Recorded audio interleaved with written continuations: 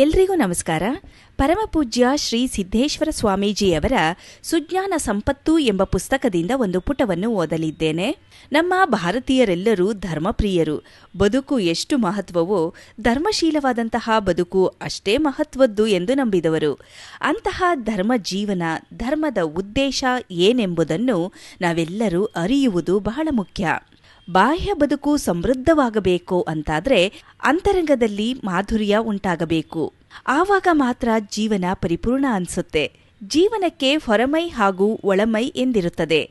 ನಮಗೆ ಹೊರ ಜೀವನ ಎಷ್ಟು ಅವಶ್ಯವೋ ಒಳಗಿನ ಸಾಧನೆಯೂ ಅಷ್ಟೇ ಅವಶ್ಯ ಅಂತ ತಿಳ್ಕೊಂಡಾಗ ಮಾತ್ರ ಬದುಕು ಪರಿಪೂರ್ಣವೆನಿಸುತ್ತದೆ. ಹೊರಗಿನ ಕಾರ್ಯ, ಒಳಗಿನ ಶಾಂತಿ, ನಡೆ, ನುಡಿ ಎರಡೂ ಬೇಕು.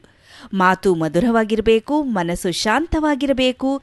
ಈ ಜಗತ್ತಿನಲ್ಲಿ ಸಾವಿರಾರು ಲಕ್ಷಾಂತರ ಮಹಾನುಭಾವರು ಇಂತಹ ಜೀವನವನ್ನು ಬಾಳಿ ಬದುಕಿದ್ದಾರೆ. ಈಗ ಒಂದು ಹೂವಿನಲ್ಲಿ ಹೊರ ಸೌಂದರ್ಯದ ಜೊತೆಗೆ ಒಳಗಿನ ಮಕರಂದವೂ ಕೂಡ ಅಷ್ಟೇ ಸುಗಂಧಭರಿತವಾಗಿರುತ್ತದೆ.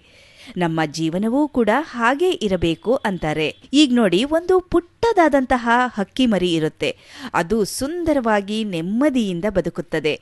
ಅದಕ್ಕೊಂದಿಷ್ಟು ಕಾಳು, ಒಂದಷ್ಟು ಹಣ್ಣು ಸಿಕ್ಕಿದ್ರೆ ಸಾಕು, ದಿನವಿಡೀ ಆನಂದಮಯವಾಗಿ ಹಾರಾಡ್ಕೊಂಡಿರುತ್ತೆ. ಅದೇ ರೀತಿಯಾಗಿ ನಮ್ಮ ಜೀವನವು ಸುಂದರವಾಗಿರಬೇಕು ಎಂದು ಪರಮಪೂಜ್ಯ ಶ್ರೀ ಸಿದ್ದೇಶ್ವರ ಸ್ವಾಮೀಜಿಯವರು ಸುಜ್ಞಾನ ಸಂಪತ್ತು ಎಂಬ ಪುಸ್ತಕದಲ್ಲಿ ವಿವರಿಸಿದ್ದಾರೆ.